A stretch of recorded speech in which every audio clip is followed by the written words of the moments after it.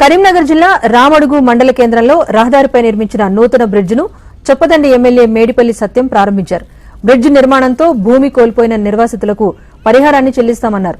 4 మండలాల ప్రజలకు బ్రిడ్జి ఎంతగానో ఉపయోగపడుతుందన్నారు.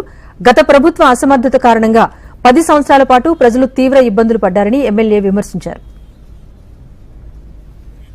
నుండి ఇటు పెగడపల్లి వరకు దాదాపు 4 మండలాల కనెక్టివిటీని పునరుద్ధరించిన విధంగా దశాబ్ద కాలంగా ఇక్కడ 4 మండలాల ప్రజలు ఎప్పుడు వర్షం వచ్చినా వరదలు వచ్చినా ఈ పాత బ్రిడ్జి గుండా వెళ్లాలంటే ప్రాణాలు అరచేతులు పెట్టుకుని బిక్కుబిక్కుమని ప్రయాణించేటువంటి దుస్థితి ఉండే.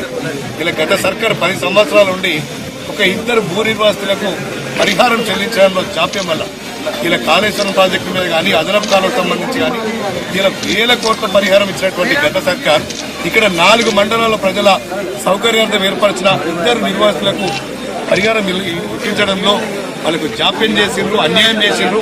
ఇలా వాళ్ళ అసమర్థత కారణంగా దాదాపు 10 సంవత్సరాలు ఇక్కడ ప్రజలు ఇబ్బంది పడ్డారు. అది తెలుసుకొని వీళ్ళు ఇంత కుండపోత వర్షంలో కూడా ఆ 2 రైతులను ఒప్పించి మీకు సాధ్యమైనంత తొందరలో మీకు పరిహారం ఇస్తామని చెప్పి వాళ్ళు చెప్పగానే వాళ్ళు పెద్ద మనసు చేసుకుని ముందుకొచ్చిండ్రు.